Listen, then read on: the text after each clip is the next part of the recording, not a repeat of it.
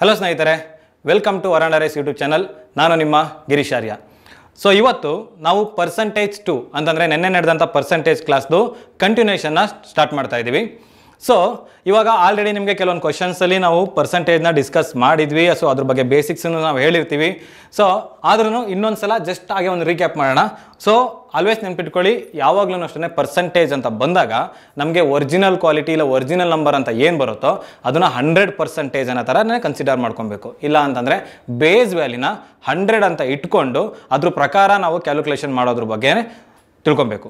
ಓಕೆನಾ? ಸೊ ಹಾಗಾಗಿ ನೆನ್ಪಿಟ್ಕೊಳ್ಳಿ, ಎಲ್ಲದಕ್ಕೂ ಪರ್ಸೆಂಟೇಜಲ್ಲಿ ಬೇಸ್ ವ್ಯಾಲ್ಯೂ ಬಂದ್ಬಿಟ್ಟು 100. ಓಕೆನಾ? ಟಾಪಿಕ್ ಏನೇ ಪರ್ಸೆಂಟ್ ಅಂದರೆ ಶೇಕಡಾವಾರಲ್ಲಿ 100% ಅಂತ ಹೇಳ್ತೀವಲ್ಲ, ಸೊ ಅದೇ ರೀತಿ ಬಂದ್ಬಿಟ್ಟು ಇಲ್ಲಿ ನಮಗೆ ಬೇಸಿಕ್ ವ್ಯಾಲ್ಯೂ ಬಂದ್ಬಿಟ್ಟು ಯಾವಾಗಲೂ 100 ಆಗಿರುತ್ತೆ. ಸೊ ಇವಾಗ ನಾವು ಕ್ವಶನ್ಸ್ ಬಗ್ಗೆ ಸ್ಟಾರ್ಟ್ ಮಾಡೋಣ ಒಂದೊಂದಾಗಿ. ಸೊ ಕ್ವಶನ್ಸ್ ನೋಡ್ತಾ ಇದ್ರೆ, ಸೊ ಮೊದಲನೇ question, instead of increasing a number successively by 20% and 30%, it is decreased by 22%. Resultant value is what percentage of the required correct value? ಅಂತಂದರೆ ಇವಾಗ ಒಂದು ನಂಬರ್ನ 22% ಇನ್ಕ್ರೀಸ್ ಮಾಡಿದ್ದಾರೆ. ಇನ್ಸ್ಟೆಡ್ ಆಫ್ ಇನ್ಕ್ರೀಸಿಂಗ್ 20% ಮತ್ತು 30% ಇನ್ಕ್ರೀಸ್ ಮಾಡೋ ಬದಲು. ಸೊ ಹಾಗಾಗಿ ಇವಾಗ ಅದರಲ್ಲಿ ಡಿಫ್ರೆನ್ಸ್ ವ್ಯಾಲ್ಯೂಗಳು ಏನು ಬರುತ್ತಲ್ವಾ, ಸೊ ಆ ಡಿಫ್ರೆನ್ಸ್ ವ್ಯಾಲ್ಯೂ ಕರೆಕ್ಟ್ ವ್ಯಾಲ್ಯೂಗಿಂತನೂ ಎಷ್ಟು ಪರ್ಸೆಂಟೇಜ್ ಅನ್ನೋದ್ರ ಬಗ್ಗೆ ನಾವು ಡಿಸ್ಕಸ್ ಮಾಡಬೇಕಾಗುತ್ತೆ. ಸೊ ಇಲ್ಲಿ ನಮಗೆ ಗೊತ್ತು, ಯಾವಾಗಲೂ ಒಂದು ಸಕ್ಸೆಸಿವ್ ಡಿಸ್ಕೌಂಟ್ ಅನ್ನೋ ಥರ ಕೊಟ್ಟಾಗ ನಾವೊಂದು ಫಾರ್ಮುಲಾ ಯೂಸ್ ಮಾಡ್ತೀವಿ. ಓಕೆ, ಸೊ ಇಲ್ಲ ಅಂತಂದರೆ ಪರ್ಸೆಂಟೇಜ್ ಚೇಂಜ್ ಅನ್ನೋ ಥರ ಕೊಟ್ಟಾಗ ಅದಕ್ಕೆ ಒಂದು ಫಾರ್ಮುಲಾನ ಯೂಸ್ ಮಾಡ್ತೀವಿ. So percentage change is nothing but X plus Y plus XY by 100. So ಇಲ್ಲಿ ನಮಗೆ ನೀವು ಕ್ವಶನ್ ಸ್ಟಾರ್ಟಿಂಗಲ್ಲಿ ನೋಡೋ ಆಗಿದ್ರೆ ಅವ್ರು ಏನೇನು ಹೇಳಿದ್ದಾರೆ, 20% ಮತ್ತು 30% ಅಂತ. ಸೊ ಹಾಗಾದರೆ ಎಕ್ಸ್ ವ್ಯಾಲ್ಯೂ ಬಂದ್ಬಿಟ್ಟು 20 ಅಂತ ತೊಗೊಬೇಕು, ವೈ ವ್ಯಾಲ್ಯೂ ಬಂದ್ಬಿಟ್ಟು 30 ಅಂತ ತೊಗೊಬೇಕು. ಸೊ ಇವಾಗ ಸಬ್ಸ್ಟಿಟ್ಯೂಟ್ ಮಾಡಿ. ಸಬ್ಸ್ಟಿಟ್ಯೂಟ್ ಮಾಡಿದ್ರೆ 20 plus 30 plus 20 into 30 whole divided by 100. So ಇವಾಗ ನಾವು ಇದನ್ನೇನಾದ್ರು ಸಿಂಪ್ಲಿಫೈ ಮಾಡಿದ್ರೆ 0ಗೆ 0 ಕ್ಯಾನ್ಸಲ್ ಆಗುತ್ತೆ, ಇನ್ನೊಂದು 0ಗೆ ಇನ್ನೊಂದು 0 ಕ್ಯಾನ್ಸಲ್ ಆಗುತ್ತೆ. ಸೊ 20 ಪ್ಲಸ್ 30 ಏನಾಯಿತು? 50. 2 ಇಂಟು 3 ಏನಾಯಿತು? 6 ಆಯಿತು. ಸೊ ಹಾಗಾದರೆ ನಮಗೆ ಬರ್ತಾ ಇರೋದು ಬಂದ್ಬಿಟ್ಟು 56% ಅಂತ, ಇಲ್ಲ 56 ಅನ್ನೋ ಥರ ನಾವು ಇಟ್ಕೊಬೋದು. ಬಟ್ ಅವ್ರು ಏನಂತ ಕೊಟ್ಟಿದ್ದಾರೆ, ಈ ಒಂದು ಇನ್ಕ್ರೀಸ್ ಮಾಡೋ ಬದಲು ಓಕೆ ಅವ್ರು ಏನು ಮಾಡಿದ್ದಾರೆ, 22% ಡಿಕ್ರೀಸ್ ಮಾಡಿದ್ದಾರೆ ಅಂತ. ಸೊ ಹಾಗಾದರೆ ಇವಾಗ ನಾವು ಯಾವುದೇ ಒಂದು ನಂಬರ್ನ ಇನ್ಕ್ರೀಸ್ ಮಾಡಿದ್ದೀವಿ ಅಂತಂದರೆ, ನಾನು ಏನು ಹೇಳಿದ್ದೀನಿ, ಒರಿಜಿನಲ್ ನಂಬರ್ ನಮ್ಗೆ ಯಾವಾಗ್ಲೂ 100% ಆಗಿದೆ. ಇವಾಗ ಪರ್ಸೆಂಟೇಜ್ ಎಷ್ಟು ಪರ್ಸೆಂಟ್ ಜಾಸ್ತಿ ಆಗಿದೆ? 56% ಆಗಿದೆ. ಸೊ ಹಾಗಾದರೆ ಇವಾಗ ನಮಗೆ ಇನ್ಕ್ರೀಸ್ ಆದಾಗ ಆ ನಂಬರ್ ಏನಾಗುತ್ತೆ ಅಂತಂದರೆ 156 ಆಗುತ್ತೆ. ಇನ್ಕ್ರೀಸ್ ಆದರೆ 100 plus 56. Okay, original value 100 plus ಅದಕ್ಕೆ 56ನ ಆ್ಯಡ್ ಮಾಡಿದ್ರೆ ನಮಗೆ ರಿಕ್ವೈರ್ಡ್ ವ್ಯಾಲ್ಯೂ 156 ಆಗುತ್ತೆ. ಬಟ್ ಅವ್ರು ಏನು ಮಾಡಿದ್ದಾರೆ, ಇನ್ಕ್ರೀಸ್ ಮಾಡೋ ಬದಲು ಇಲ್ಲಿ 22% ಡಿಕ್ರೀಸ್ ಮಾಡಿದ್ದಾರೆ, ಅಂದರೆ ಕಮ್ಮಿ ಮಾಡಿದ್ದಾರೆ ಅಂತ ಅರ್ಥ. ಸೊ ಇವಾಗ ಅದೇ ಒರಿಜಿನಲ್ ವ್ಯಾಲ್ಯೂಲಿ ನಾವು 22ನ ಕಮ್ಮಿ ಮಾಡಿದ್ರೆ ಏನಾಗುತ್ತೆ? 22 ಕಮ್ಮಿ ಮಾಡಿದ್ರೆ ಏನಾಗುತ್ತೆ? 88 78. ಸೊ 78 ಆಗುತ್ತೆ. ಓಕೆ, 78 ಆಯಿತು. ಸೊ ಹಾಗಾದರೆ ಇವಾಗ ನಮಗೆ ಇದು ನಮಗೆ ಇವಾಗ ಬರ್ತಾ ಇರೋಂಥ ವ್ಯಾಲ್ಯೂ, ಇದು ನಮಗೆ ಆಲ್ರೆಡಿ ಬರಬೇಕಾಗಿದ್ದಂಥ ವ್ಯಾಲ್ಯೂ. ಸೊ ಇವಾಗ ಅಂತಂದರೆ ನಮಗೆ ಬೇಕಾಗಿರೋ ವ್ಯಾಲ್ಯೂಗಿಂತನೂ ಇವಾಗ ಬಂದಿರೋ ವ್ಯಾಲ್ಯೂ ಎಷ್ಟು ಪರ್ಸೆಂಟೇಜ್ ಇದೆ ಅಂತ ಫೈಂಡ್ ಔಟ್ ಮಾಡಬೇಕು. ಸೊ ನಮಗೆ ಬಂದಿರೋ ವ್ಯಾಲ್ಯೂ ಏನಿದೆ? 78 ಇದೆ. ಬೇಕಾಗಿದ್ದ ವ್ಯಾಲ್ಯೂ ಏನಿದೆ? 156 ಇದೆ. ಸೊ ಹಾಗಾದರೆ ನಾವೇನು ಮಾಡಬೇಕು? 78 ಡಿವೈಡೆಡ್ ಬೈ 156 ಇಂಟು 100 ಅಂತ ಮಾಡ್ತೀವಿ. ಸೊ ಅವಾಗ 78 1 78 2 2 1 250. ಸೊ ಅಂದರೆ ನಮಗೆ ಆನ್ಸರು 50%. ಆಪ್ಷನ್ ಇದೆಯಾ? ಸೊ ಆಪ್ಷನ್ ಏನು? Option D, 50% is the right answer. ಅರ್ಥ ಆಯ್ತಾ? ಸೊ ಏನಾದ್ರು ಡೌಟ್ ಇದ್ದರೆ ಕಮೆಂಟ್ ಮಾಡಿ ಹಾಗೇನೆ. ಸೊ ಇದಕ್ಕೆ ನಮಗೆ ಸರಿಯಾದ ಉತ್ತರ ಬಂದ್ಬಿಟ್ಟು 50%. ಅಂದರೆ ಇನ್ನೊಂದ್ಸಲ ನಿಮಗೆ ಬೇಸಿಕ್ ಹೇಳ್ತೀನಿ, ಅರ್ಥ ಮಾಡ್ಕೊಳ್ಳಿ. ಸೊ ಅವನು ಯಾವುದೇ ಒಂದು ನಂಬರ್ನ ಬಂದ್ಬಿಟ್ಟು ಫಸ್ಟು 20% ಆಮೇಲೆ 30% ಇನ್ಕ್ರೀಸ್ ಮಾಡೋ ಬದಲು 22% ಡಿಕ್ರೀಸ್ ಮಾಡಿಬಿಟ್ಟಿದ್ದಾನೆ, ಆಯಿತಾ? ಸೊ ಇನ್ಕ್ರೀಸ್ ಮಾಡಿದರೆ ನಮಗೆ ಕರೆಕ್ಟ್ ಆನ್ಸರು 156 ಬರಬೇಕಿತ್ತು. ಬಟ್ ಅವ್ನು ಡಿಕ್ರೀಸ್ ಮಾಡಿರೋದ್ರಿಂದ ನಮಗೆ ಕರೆಕ್ಟ್ ಆನ್ಸರ್ ಏನು ಬರ್ತಾಯಿದೆ? 78 ಬರ್ತಾ ಇದೆ. ಹಾಗಾದರೆ ಇವಾಗ ನಮಗೆ ಬಂದಿರೋ 78 ಏನಿದೆಯೋ ಇದು ನಮಗೆ 156 ಯಾವ ಪರ್ಸೆಂಟೇಜ್ ಅಂತ. ಸೊ ಆಗ ನೋಡಿದ್ರೆ ಅದು 50% ಆಗುತ್ತೆ. So 50% is the right answer. Okay, so next question ಇದೆ. 120 0ನ ಜಸ್ಟ್ ಟೈಮ್ ಪಾಸ್ಗೆ ಹಾಗೆ ಇಟ್ಕೊಳ್ಳಿ, ಅದನ್ನೇನು ಮಾಡೋಕೆ ಹೋಗ್ಬಿಡಿ. ಈಗ 12 ಇದೆ, 9 ಇದೆ, 4 ಇದೆ. ಓಕೆ, ಇವಾಗ 12 9 ಎಷ್ಟು? 12 9 12 9 ಟೇಬಲ್ಗಳು ಚೆನ್ನಾಗಿ ಗೊತ್ತಿರಬೇಕು. ಟೇಬಲ್ಗಳು ಗೊತ್ತಿದ್ರೇ ನಮಗೆ ಟೈಮ್ ಸೇವ್ ಆಗೋದು. ಇಲ್ಲಾಂದ್ರೆ ನೀವು ಅಲ್ಲೂ ಕೂತ್ಕೊಂಡು 12 9 ಮಲ್ಟಿಪ್ಲೈ ಮಾಡಿ ಬರಿತೀನಿ ಅಂತಂದರೆ ಟೈಮ್ ಎಷ್ಟು ಆಗ್ತಾ ಹೋಗುತ್ತೆ. ಸೊ ಹಾಗಾಗಿ 12 9 ಏನಾಗುತ್ತೆ 108. ಓಕೆ, ಝೀರೋನ ನಾನು ಈಗ ತೊಗೊಂಡು ಕನ್ಸಿಡರ್ ಮಾಡ್ತಾ ಇಲ್ಲ, ಹಾಗೆ ಇಟ್ಕೊಂಡಿರ್ತೀನಿ. ಏನಕ್ಕೆ ಅಂತ ನಿಮ್ಗೆ ಆಮೇಲೆ ಹೇಳ್ತೀನಿ. ಓಕೆ, ಇಂಟು ಇವಾಗ 12 9 ಆಯಿತು. ನೆಕ್ಸ್ಟ್ ನಾವೇನು ಮಾಡಬೇಕು 4 ಮಲ್ಟಿಪ್ಲೈ ಮಾಡಬೇಕು. ಓಕೆ, ಏನಾಗುತ್ತೆ ಸಿಂಪಲಾಗಿ ಮಾಡಿ. ಈಗ 108 ಇದೆ, 4 ಇದೆ. ಓಕೆನಾ, 8 4 ಸಪ್ರೇಟಾಗಿ ಮಲ್ಟಿಪ್ಲೈ ಮಾಡಿ, 100 4 ಸಪ್ರೇಟಾಗಿ ಮಲ್ಟಿಪ್ಲೈ ಮಾಡಿ ಆ್ಯಡ್ ಮಾಡಿ. ಓಕೆ, ಈಗ 100ಕ್ಕೆ 4 ಮಲ್ಟಿಪ್ಲೈ ಮಾಡಿದ್ರೆ 400, 8ಕ್ಕೆ 4 ಮಲ್ಟಿಪ್ಲೈ ಮಾಡಿದ್ರೆ 32, ಸೊ 2 ಆ್ಯಡ್ ಮಾಡಿದ್ರೆ 432. ಓಕೆ, ಸೊ ಅವಾಗ ಏನಾಯಿತು 432 ಆಯಿತು. ಬಟ್ ಇಲ್ಲಿ ಒಂದು 0 ಇತ್ತಲ್ವಾ, ನಾವು 0 ಕನ್ಸಿಡರ್ ಮಾಡಿಲ್ಲ ಅಲ್ವಾ. ಸೊ ಹಾಗಾಗಿ ಆ 0ನ ನಾವು ಇಲ್ಲಿ ಹಾಕೊಬೇಕು. ಸೊ ಹಾಗಾಗಿ 4 3 2 0 option B. Option B 4 3 2 0 is the right answer. But ರಿಯಲೈಸೇಷನಲ್ಲಿ ಬರೀ ಇಬ್ಬರೇ ಪಾರ್ಟಿಸಿಪೇಟ್ ಮಾಡ್ತಾರೆ ಅಂದರೆ ಇರಲ್ಲ. ಸೊ ಕೆಲವೊಂದಕ್ಕೆ ರಿಯಾಲಿಟಿಗೂ ನಮಗೆ ಬರೋ ಕ್ವಶನ್ಗೂ ಸಾಮ್ಯತೆ ಇರಲ್ಲ. ಬಟ್ ಹಂಗಂತ ಅಂದ್ಬಿಟ್ಟು ನೀವು ಎಕ್ಸ್ಟ್ರಾ ಥಿಂಕ್ ಎಲ್ಲ ಮಾಡೋಕ್ಕೆ ಹೋಗ್ಬೇಡಿ, ಅತಿ ಬುದ್ಧಿವಂತಿಕೆಲ್ಲ ತೋರ್ಸೋಕೆ ಹೋಗ್ಬೇಡಿ. ಅಕ್ಕಿಯ ದರದಲ್ಲಿ 20% ಕಡಿತ ಮಾಡುವುದರಿಂದ 450 ರುಗೆ 50 kg ಹೆಚ್ಚು ಪಡೆಯಲು ಸಾಧ್ಯವಾಗುತ್ತದೆ. ಪ್ರತಿ kg ಅಕ್ಕಿಯ ಮೂಲ ಬೆಲೆಯನ್ನು ಕಂಡುಹಿಡಿಯಿರಿ. ಮೂಲ ಬೆಲೆ ಅಂತಂದರೆ ಒರಿಜಿನಲ್ ಪ್ರೈಸ್. ಯಾವಾಗೆಲ್ಲ ನಮ್ಗೆ ಈ ಥರ ಒರಿಜಿನಲ್ ಪ್ರೈಸ್ ಕೊಡ್ತಾರೋ ಒಂದು ಫಾರ್ಮುಲಾ ವೈಸ್ ಮಾಡ್ಬೋದು. ಫಾರ್ಮುಲಾ ವೈಸ್ ಹೇಗೆ ಅಂತಂದರೆ ಈಗ ನೀವು ತಗೊಂಡ್ರೆ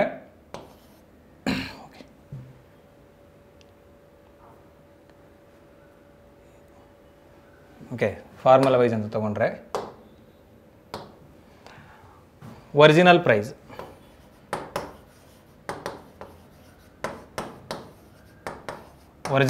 ಅಥವಾ ಮೂಲ ಬೆಲೆ ಎರಡು ಒಂದೇ ಇರುತ್ತೆ.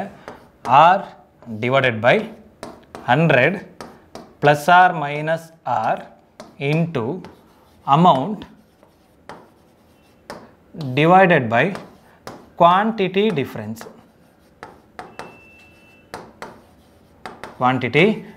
ಇದು ನಮಗೆ ಈ ಒರಿಜಿನಲ್ ಪ್ರೈಸ್ ಪಾಯಿಂಟ್ ಔಟ್ ಮಾಡೋಕ್ಕಿರುವಂಥ ಫಾರ್ಮುಲಾ. ಸೊ ಇವಾಗ ನೀವು ಈ ಫಾರ್ಮುಲಾ ಪ್ರಕಾರ ಸಾಲ್ವ್ ಮಾಡಬೇಕಂತಿದ್ರೆ ಇಲ್ಲಿ 20% ಕಡಿತ ಮಾಡಿದ್ದಾರೆ ಅಂತ ಕೊಟ್ಟಿದ್ದಾರೆ. ಸೊ ಹಾಗಾಗಿ ರೇಟ್ ಪರ್ಸೆಂಟೇಜ್ ಆರ್ ಬಂದ್ಬಿಟ್ಟು 20 ಆಗುತ್ತೆ. 20 ಡಿವೈಡೆಡ್ ಬೈ 100. ಕಡಿತ ಮಾಡಿದ್ರು ಅಂದರೆ ಕಮ್ಮಿ ಮಾಡಿದ್ರು ಅಂದರೆ ಮೈನಸ್ಸು, ಜಾಸ್ತಿ ಮಾಡಿದ್ರು ಅಂದರೆ ಪ್ಲಸ್ ಮಾಡ್ಕೊಬೇಕು. ಇಲ್ಲಿ ಕಡಿತ ಮಾಡಿರೋದ್ರಿಂದ -20 ಇಂಟು ಅಮೌಂಟ್ ಎಷ್ಟು ಕೊಟ್ಟಿದ್ದಾರೆ 450 ರೂಪಾಯಿ. ಸೊ ಹಾಗಾಗಿ ಅಮೌಂಟ್ ಬಂದ್ಬಿಟ್ಟು 450 ಆಗುತ್ತೆ. ಡಿವೈಡೆಡ್ ಬೈ ಕ್ವಾಂಟಿಟಿ ಡಿಫ್ರೆನ್ಸ್ ಅಂದರೆ ಎಷ್ಟು ಕೆ ಜಿ ಹೆಚ್ಚು ಎಷ್ಟು ಕೆ ಜಿ ಕಮ್ಮಿ ತಗೋತಾ ಇದ್ದಾನೆ ಅಂತ. So divided by 50. ಸೊ ಇವಾಗ ಸಿಂಪಲ್ ಮಾಡಿದ್ರೆ ನಾವೇನು ಮಾಡುತ್ತೆ ಅಂತಂದರೆ 20 divided by 80 into 450 divided by 50. So ಇವಾಗ 20 1 20 4 50 1 50 ಎಷ್ಟಾಗುತ್ತೆ 9. ಓಕೆ, 59 ಆಗುತ್ತೆ. ಸೊ ಇವಾಗೇನಾದರೂ ನಾವು ಸಿಂಪ್ಲಿಫೈ ಮಾಡಿದ್ರೆ 9 ಡಿವೈಡೆಡ್ ಬೈ 4 ಅಂತಂದರೆ 2.25. Okay, so answer 2.25 rupees. Okay, so ಸರಿಯಾದ ಉತ್ತರ ಆಪ್ಷನ್ ಡಿ 2.25 ರೂಪೀಸ್. ಏನ ಆದಾಯದ 20%ವು ಬಿಯ ಆದಾಯದ 10%ಕ್ಕೆ ಸಮಾನವಾಗಿರುತ್ತದೆ. ಎ ಆದಾಯ ರೂ 2550 ಹಾಗಾದರೆ ಬಿ ಆದಾಯ ಎಷ್ಟು ಅಂತ. ಇಲ್ಲಿ ನಮಗೆ ಏನ ಆದಾಯನ ಫಸ್ಟು ಎ ಅಂತಲೇ ಇಟ್ಕೊಳ್ಳೋಣ, ಬಿ ಆದಾಯನ ಬಿ ಅನ್ನೋ ಥರನೇ ಇಟ್ಕೊಳ್ಳೋಣ. ಸೊ ಹಾಗಾದರೂ ಕಂಪೇರ್ ಮಾಡ್ಬೋದು. ಇಲ್ಲ ಅಂತಂದರೆ ಆಲ್ರೆಡಿ ನಮಗೆ ಎ ಆದಾಯ ಕೊಟ್ಟಿರೋದ್ರಿಂದ ನಾವು ಕಂಪೇರ್ ಮಾಡೋಣ. ಏನು ಅಂತಂದರೆ ಇವಾಗ 2550 ರೂಪಾಯಿ ಏನಿದೆಯೋ ಇದು ಎ ಆದಾಯ, ಇದ್ರದ್ದು 20% 20%. ಸೊ 20% ಈಸ್ ಈಕ್ವಲ್ ಟು ಈ ಬಿದು ಆದಾಯ ಏನಿದೆಯೋ ಅದಕ್ಕೆ 10%ಗೆ ಈಕ್ವಲ್ ಆಗಿದೆ ಅಂತ ಅರ್ಥ. ಓಕೆ, 10%ಗೆ ಈಕ್ವಲ್ ಆಗಿದೆ ಅಂತ ಅರ್ಥ. ಸೊ ಇವಾಗ ನಾವು ಸಿಂಪ್ಲಿಫೈ ಮಾಡೋಣ. ಸೊ ಈ 100ಗೆ ಈ 100 ಕ್ಯಾನ್ಸಲ್ ಆಯಿತು. ಓಕೆ, ಈ 0ಗೆ ಈ 0 ಗೆಟ್ಸ್ ಕ್ಯಾನ್ಸಲ್ ಆಯಿತು.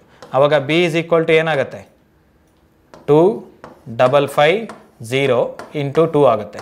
ಸೊ ಹಾಗಾದರೆ ಎಷ್ಟಾಯಿತು 5100 ಆಗುತ್ತೆ. 5100.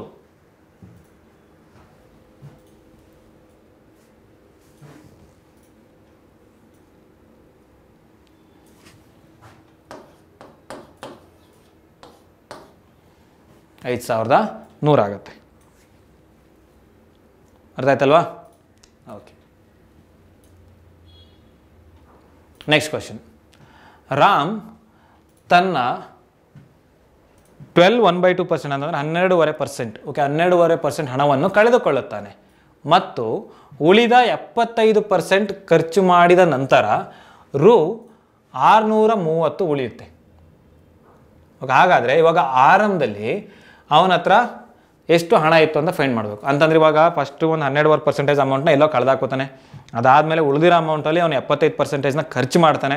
ಖರ್ಚು ಮಾಡಾದಮೇಲೆ ಅವನ ಹತ್ರ ಉಳಿದಿರೋದು 630 ರೂಪಾಯಿ. ಓಕೆ, ಸೊ ಇಲ್ಲಿ ನಮ್ಮ ಹತ್ರ ರಾಮು. ಇವಾಗ ಈ ಥರ ಕ್ವಶನ್ ಬಂದಾಗ ಸೇಮ್ ನಾವು series of multiplication best approach ನಾನು ಹೇಳೋದು. ಸಿ ಹೇಗೆ ಮಾಡ್ಬೋದು ಅಂತ ಹೇಳ್ತೀನಿ. ಇವಾಗ 12.5% ಇಲ್ಲ 12 ಅಂತಂದರೆ ಇಲ್ಲ 12.5% ಅಂತಂದರೆ that is nothing but 1/8.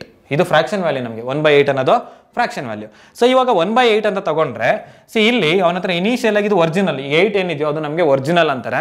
So ಇವಾಗ ಏನು 8 ರೂಪಾಯಿ ಇತ್ತಲ್ವ, ಈ 8 ರೂಪಾಯಲ್ಲಿ ಅವನು 1 ರೂಪಾಯಿನ ಕಳೆದಾಕೊಂಡಿದ್ದಾನೆ ಅಂತ ಅರ್ಥ. ಈಗ 8 ರೂಪಾಯಲ್ಲಿ 1 ರೂಪಾಯಿ ಕಳೆದಾಕೊಂಡ್ರೆ ಉಳಿದಿರೋದೇನು 7 ರೂಪಾಯಿ ಅಲ್ವಾ. ಸೊ ಅಂತಂದರೆ 8 ರೂಪಾಯಲ್ಲಿ ಇವಾಗ 7 ರೂಪಾಯಿ ಉಳಿದಿದೆ ಅಂತ. ಸೊ ಇವಾಗ ನಾನು ಇನಿಷಿಯಲ್ ಆಗಿ ರಾಮ್ ಹತ್ರ 6 ರೂಪೀಸ್ ಇತ್ತು ಅಂತ ಇಟ್ಕೊತೀನಿ. 6 ರಾಮ್ ಆಗಿರೋದನ್ನ 6 ಅಂತ ಇತ್ತು ಅಂತ ಇಟ್ಕೊಳ್ಳೋಣ. ಸೊ ಇವಾಗ ಅದರಲ್ಲಿ ಅವನು 8 ರೂಪಾಯಲ್ಲಿ 1 ರೂಪಾಯಿ ಕಳ್ಕೊಂಡು 7 ರೂಪಾಯಿ ಉಳ್ಕೊಂಡಿದ್ದಾನೆ ಅಂತ ಅವನ ಹತ್ರ ಉಳಿದಿರೋ ಅಮೌಂಟ್ ಬಂದ್ಬಿಟ್ಟು 7/8 ಆಯಿತು ಇಂಟು. ಓಕೆ, ಇವಾಗ ಉಳಿದಿರೋ ಅಮೌಂಟ್ ಏನಿದೆಯೋ ಅದರಲ್ಲಿ 75% ಕಮ್ಮಿ ಮಾಡಿದ್ದಾನೆ. ಸೊ ಇವಾಗ ನಾವು 75% ಅಂತ ತಗೊಂಡ್ರೆ 75% ಇಸ್ ಈಕ್ವಲ್ ಟು 3/4. ಇದು ಫ್ರಾಕ್ಷನ್ನು. ಓಕೆ, 7 ಇವಾಗ ಅಂದರೆ 4 ರೂಪಾಯಿಯಲ್ಲಿ 3 ರೂಪಾಯಿನ ಅವನು ಖರ್ಚು ಮಾಡಿದ್ದಾನೆ. ಓಕೆ, 4 ರೂಪಾಯಿಯಲ್ಲಿ 3 ರೂಪಾಯಿನ ಖರ್ಚು ಮಾಡಿದ್ದಾನೆ. ಇನ್ನು ಹತ್ರ ಉಳಿದಿರೋದೇನು 1 ರೂಪಾಯಿ ಉಳಿದಿದೆ. ಸೊ ಹಾಗಾಗಿ 1/4 ಎಷ್ಟಾಗುತ್ತೆ 4 ಆಯ್ತು. ಅಂದರೆ 4 ರೂಪಾಯಿಯಲ್ಲಿ ಇನ್ನು ಅವನ ಹತ್ರ 1 ರೂಪಾಯಿ ಉಳಿದಿದೆ. ಈ ಉಳಿದಿರೋ ಅಮೌಂಟ್ ಏನಿದೆಯೋ that is equal to 630. Okay, that is equal to 630. So ಇವಾಗ ನಾವು ಟೇಬಲ್ ಸಿಂಪ್ಲಿಫೈ ಮಾಡ್ಬೋದು. 7 1s 7 9s 63. ಸೊ 90 ಆಯಿತು. ಓಕೆ, 90. ಸೊ ಇವಾಗ ನೆಕ್ಸ್ಟು ನಮ್ಗೆ ಏನು ಬರುತ್ತೆ, ಈಗ ಆರ್ ವ್ಯಾಲ್ಯೂ ಬೇಕು ಅಂದರೆ R is equal to 8 × 4 × 90. So ಇಲ್ಲಿನೂ ಅಷ್ಟೇ 0ನ ಹಾಗೆ ಇಟ್ಕೊಳ್ಳಿ. ಈಗ 8 4 9ನ ಮಲ್ಟಿಪ್ಲೈ ಮಾಡ್ಕೊಂಡೋಗಿ. ಸೊ ಇವಾಗ ನಿಮ್ಗೆ ಹೇಗೆ ಬೇಕಂಗೆ ಮಲ್ಟಿಪ್ಲೈ ಮಾಡ್ಕೊಂಡು ಹೋಗ್ಬೋದು. ಇವಾಗ ಏನು ಅಂತಂದರೆ 8 4 32 32 9s. ಓಕೆ, ಸೊ 32 9s ಏನಾಗುತ್ತೆ 288 ಆಗುತ್ತೆ. ಸೊ 1 more 0 ಇದೆ. So answer 2880. ಅಂದರೆ ಈಗ ರಾಮ್ ಹತ್ರ ಇನಿಷಿಯಲಾಗಿ ಎಷ್ಟು ರೂಪಾಯಿ ಇತ್ತು ಅಂತಂದರೆ ಅವನ ಹತ್ರ 2880 ರೂಪಾಯಿ ಇತ್ತು. ಅರ್ಥ ಆಯ್ತಲ್ವಾ? Okay,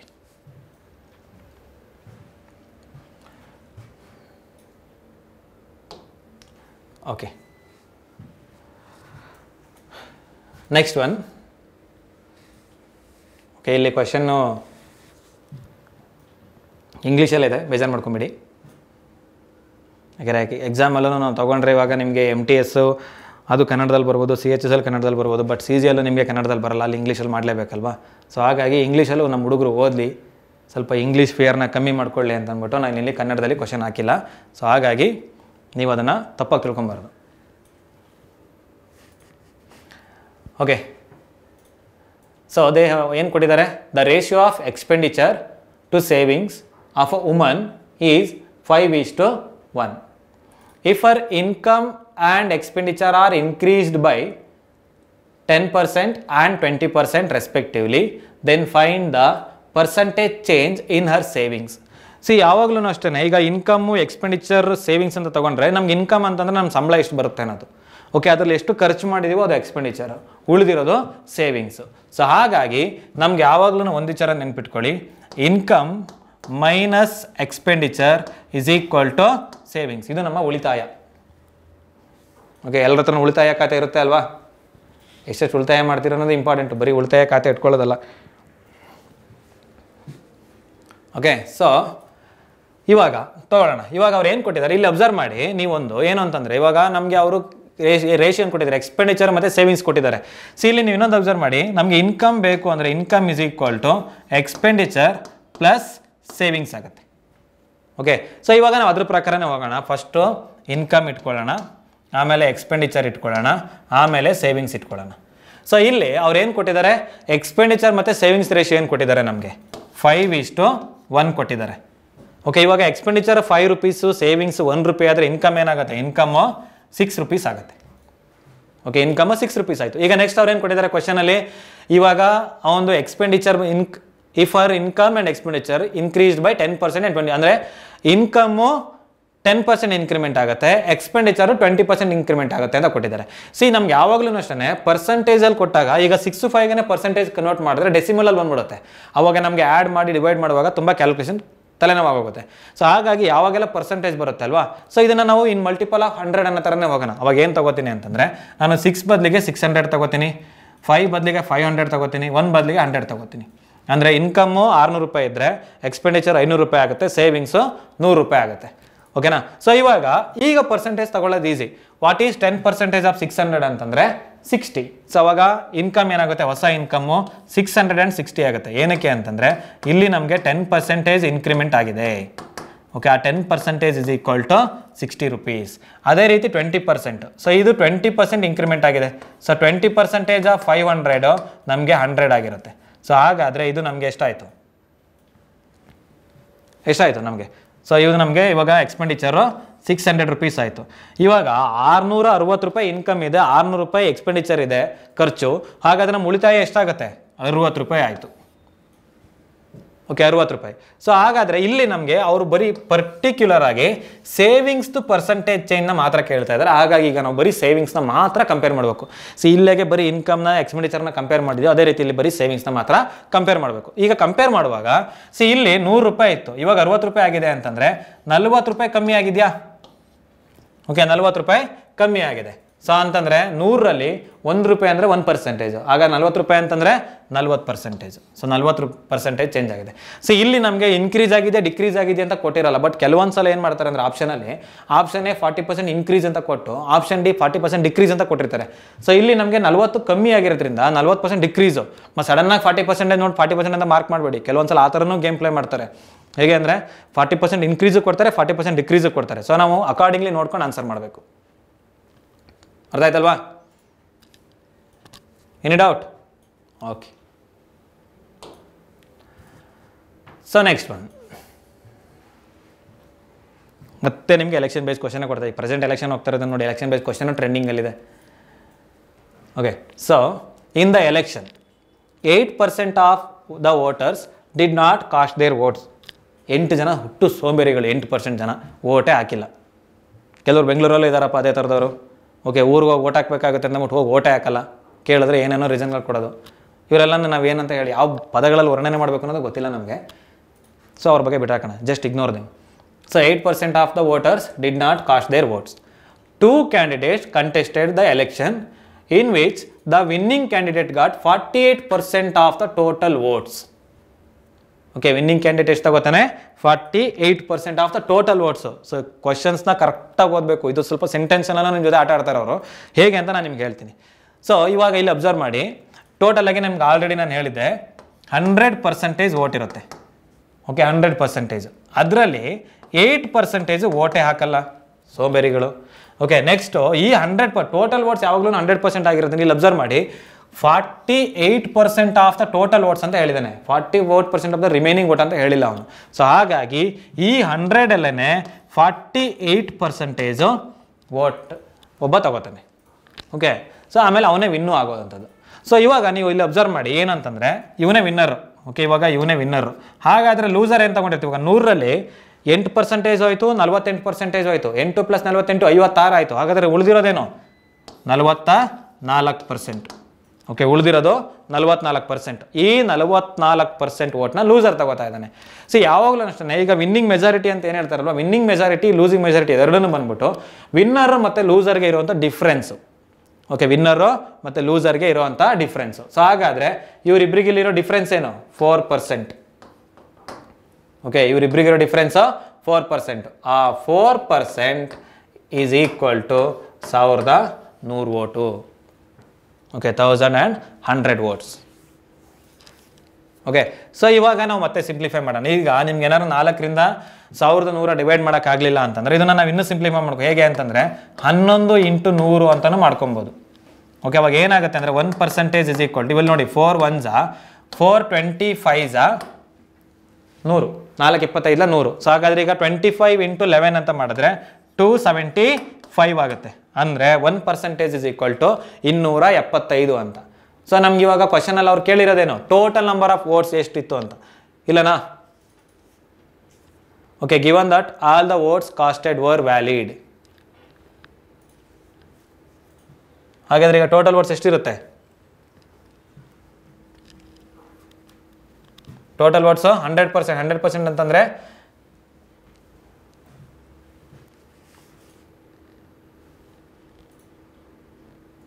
27,500.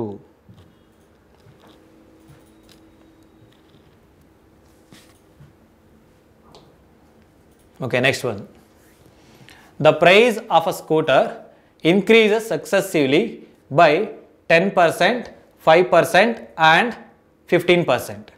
What is the total percentage increase in price of scooter? Okay, ಇವಾಗ ಒಂದು ಪ್ರೈಸ್ ಆಫ್ ದ ಸ್ಕೂಟರ್ ಅಂತ ತಗೊಂಡ್ರೆ ಆ ಪ್ರೈಸ್ ಬಂದ್ಬಿಟ್ಟು ಫಸ್ಟು 10% ಇನ್ಕ್ರಿಮೆಂಟ್ ಮಾಡ್ತಾರೆ, ಆಮೇಲೆ 5% ಇನ್ಕ್ರಿಮೆಂಟ್ ಮಾಡ್ತಾರೆ, ಆಮೇಲೆ 15% ಇನ್ಕ್ರಿಮೆಂಟ್ ಮಾಡ್ತಾರೆ. ಓಕೆ, ಯಾವಾಗಲೂ ಅಷ್ಟೇ ನಮ್ಗೆ ಈ ಥರ ಪರ್ಸೆಂಟೇಜ್ ಚೇಂಜ್ ಅಂತ ಬಂದಾಗ ಆಲ್ರೆಡಿ ನಿಮ್ಗೊಂದು ಪರ್ಸೆಂಟೇಜ್ ಚೇಂಜ್ ಫಾರ್ಮುಲಾ ಹೇಳಿದೆ ಫಸ್ಟ್ ಕ್ವಶನಲ್ಲೇ, ಅದೇ ಮೆಥಡ್ ಅಪ್ಲೈ ಮಾಡೋಣ. ಫಸ್ಟ್ ಅಂದರೆ ಬಟ್ ಇಲ್ಲಿ ನಮಗೆ 3 ವ್ಯಾಲ್ಯೂ ಇರೋದ್ರಿಂದ ನಾವು ಫಸ್ಟು 2 ವ್ಯಾಲ್ಯೂ ಆಮೇಲೆ ಇನ್ನೊಂದು ವ್ಯಾಲ್ಯೂ ಅಂತ ಮಾಡಬೇಕು. ಇವಾಗ ಅವನೇನು ಕೊಟ್ಟಿದ್ದಾನೆ ನಮಗೆ 10%, 5% ಆ್ಯಂಡ್ 15%. 10%, 5% ಆ್ಯಂಡ್ 15%. ಇದು ನಮಗೆ 3 ವ್ಯಾಲ್ಯೂಗಳನ್ನ ಕೊಟ್ಟಿದ್ದಾರೆ. ಇವಾಗ ಫಸ್ಟ್ ನಾವೇನು ಮಾಡಬೇಕಂದ್ರೆ 2 ವ್ಯಾಲ್ಯೂನ ಕಂಪೇರ್ ಮಾಡ್ಕೊಳ್ಳಿ. First 10%, 5%, same formula x + y + xy/100. ಅದೇ ಫಾರ್ಮುಲಾ ಯೂಸ್ ಮಾಡಿದ್ರೆ ನಮ್ಗೆ ಏನಾಗುತ್ತೆ 10 + 5 + 10 × 5 / 100 ಆಯಿತು. ಇವಾಗ ನಾವು ಇದನ್ನು ಸಿಂಪ್ಲಿಫೈ ಮಾಡಿದ್ರೆ 10 1s 10 10s, ಇದು ನಮಗೆ 0.5 ಆಗುತ್ತೆ. ಅವಾಗ 15.5 ಆಯಿತು ಓವರ್ ಆಲ್. ಓಕೆ, ಇದರಲ್ಲಿ ಪರ್ಸೆಂಟೇಜು 15.5%. ಇವಾಗ ಈ 15.5%ನ ಇದ್ರ ಜೊತೆ ಕಂಪೇರ್ ಮಾಡಬೇಕು. ಆ ಕಂಪೇರ್ ಮಾಡಿದ್ರೆ ನೆಕ್ಸ್ಟ್ ಏನಾಗುತ್ತೆ ಅಂತಂದರೆ ಈಗ ನಾವು ಮತ್ತೆ 15.5% ಜೊತೆ ಕಂಪೇರ್ ಮಾಡ್ತೀವಿ. ಹಾಗಾಗಿ 15 + 15.5 + 15 × 15.5 / 100. ಇವಾಗ ಇದೆರಡನ್ನ ಆ್ಯಡ್ ಮಾಡಿದ್ರೆ, ಓಕೆ, ಎರಡನ್ನ ಆ್ಯಡ್ ಮಾಡಿದ್ರೆ ಏನಾಗುತ್ತೆ ನಮಗೆ 30.5 ಆಗುತ್ತೆ ಪ್ಲಸ್. ಇಲ್ಲಿ ನಮಗೆ 5 3s 5 20s ಆಗುತ್ತೆ. ಇವಾಗ ಮತ್ತೆ ನಮಗೆ 3 × 15.5 ಮಾಡಿದ್ರೆ 46.5 ಆಗುತ್ತೆ.